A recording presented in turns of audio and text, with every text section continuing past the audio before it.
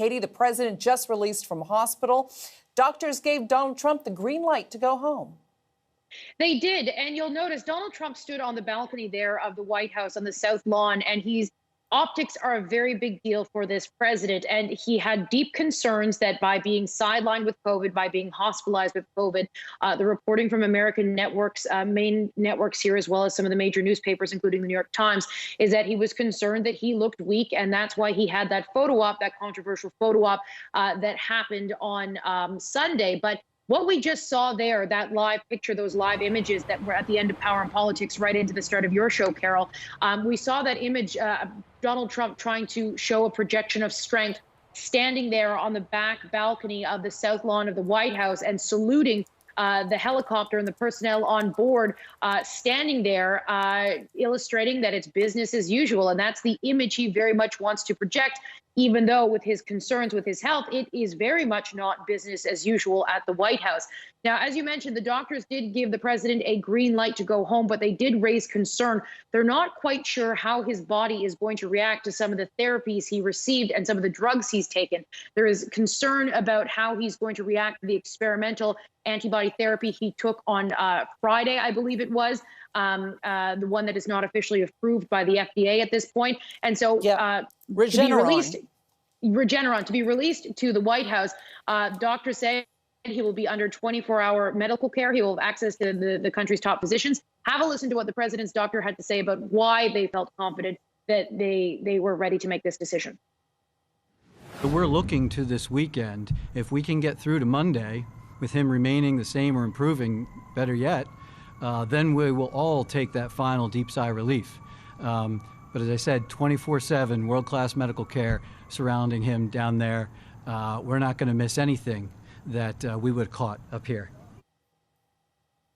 Now, there are some significant questions that remain. Number one, how is the president going to be there and at the White House and work and not pose a risk, a spread risk to other people who work at the White House?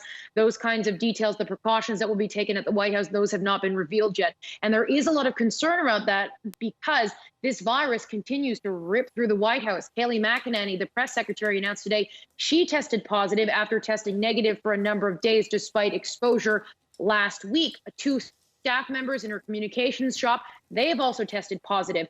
There are 12 people in total who attended the event on Saturday, last Saturday, a week ago Saturday, for Donald Trump's pick for the Supreme Court, who have since announced that they have tested positive for COVID-19. So there are great concerns about how this virus is spreading through not just the White House, but allies of the president who attended that event and other events over the past few days, over the past week or so. But Donald Trump, there are reports, particularly coming out of the New York Times, that Donald Trump was agitated that he had to stay in hospital all weekend. He didn't want to stay in the hospital. He was ready to leave, at least from his perspective, whether the doctors agreed with that or not. And so he was actually the one who announced that he would be leaving hospital today, and he did it by tweet. We're going to bring that tweet up for you right now. It says, "I will be leaving the Great Walter Reed Medical Center today at 6:30 p.m., feeling really good. Don't be afraid of COVID. Don't let it dominate your life. We have developed under the Trump administration some really great drugs and knowledge. I feel better than I did 20 years ago." Now, what is really important to point out is that Donald Trump, of course, is the president of the United States. He's going to have access to drugs that other people are not going to have access to. He is the president, and he gets world-class care. He gets the best care in the United States. That is very much a given. But he had access to those the experimental drugs that most Americans are not going to have access to. And the other thing to keep in mind is that as Donald Trump is downplaying the safety concern, telling Americans don't be afraid of this, there are more than 210,000 Americans who've died since this pandemic began because of COVID-related complications. So that is a deep concern. And the president's critics are pointing to that, calling that tweet irresponsible, saying that Americans very much should be concerned about what is going on.